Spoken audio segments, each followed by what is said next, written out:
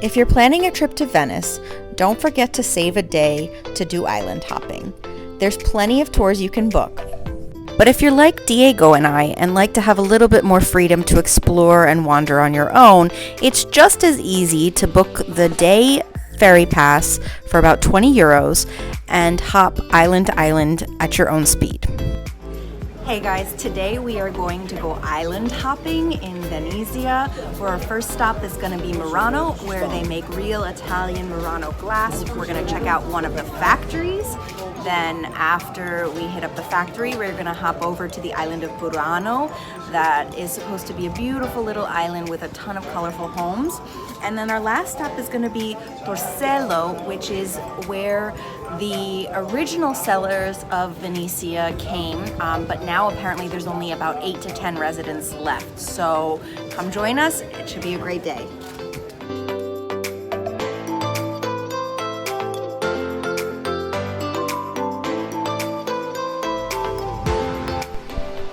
From the moment you step off the ferry, you're transported to a different world. The polar opposite of the bustling streets of Venice, Murano is a much more quiet and laid-back scene.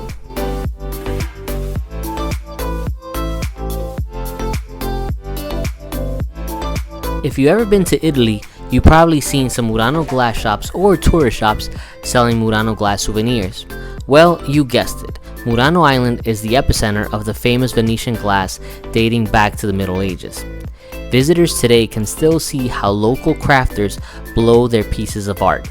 It's fascinating to watch, and although it isn't cheap, you can also buy some authentic Murano glass to take home. The glass shop owners and glass blowers are happy to share their history of their craft and will help you decipher the real versus the fake. Originally, glass was made on the main island, but as a precaution against fires, Venetian officials ordered all glass makers to move their furnaces to Murano in 1291. And it didn't take long for Murano to become associated with the most coveted and high-quality glass in the world. The move worked out well, as glass was becoming a coveted craft. Moving to the remote island kept the workshop safe from prying eyes that were eager to steal the secrets of the trade. The demand for the original Murano glass has significantly decreased over the last few decades. Once factories employed over 400 skilled glassmakers, now have less than 10. Many of Murano's glass factories now offer demonstrations and have a shop for visitors. They even offer some glassmaking workshops. Fortunately for Diego and I, we were able to see some of the skilled glass workers working on a project for Armani.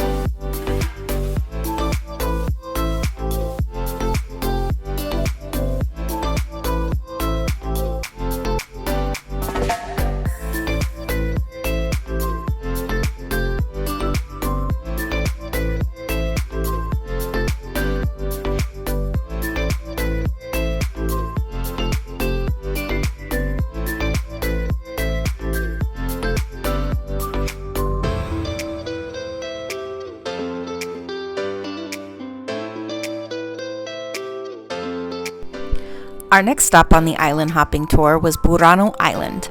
Hidden away just 40 minutes north of Venice, Italy, is the small fishing island of Burano, with houses painted in bright colors like a beautiful rainbow. It is a magical place to explore, and definitely a great place to take tons of photos.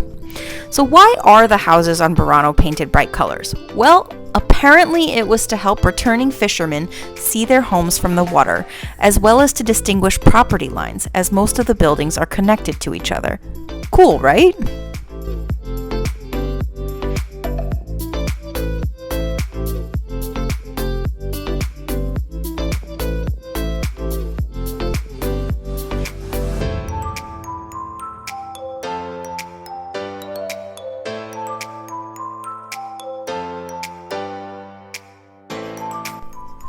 Burano is a very small island with only 2 or 3 main streets. However, there are many hidden streets with equally colorful homes, so it's very easy to get lost exploring and find a quiet corner for yourself.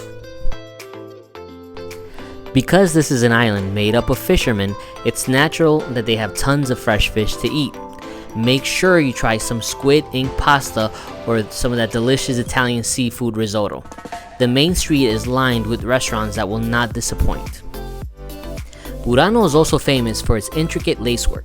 Beginning in the 16th century, women here started producing exceptional lace for export around the world.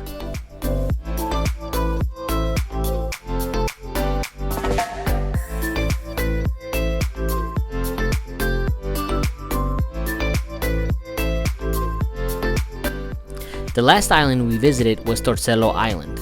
Now, the main reason for visiting this island is to see the spectacular mosaics of the Cathedral Church of Santa Dell'Assunta. From the boat stop, the main path leads to the cathedral. It's less than a 10-minute walk. The cathedral is open from 10 a.m. to 5:30 in the afternoon. There's an additional charge to climb up to the bell tower. Torcello Island is famous because it was actually the first island that settlers came to before finding the much larger Venice Island.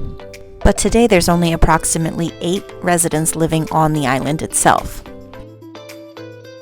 This private tiny oasis is both mysterious and eerie at the same time.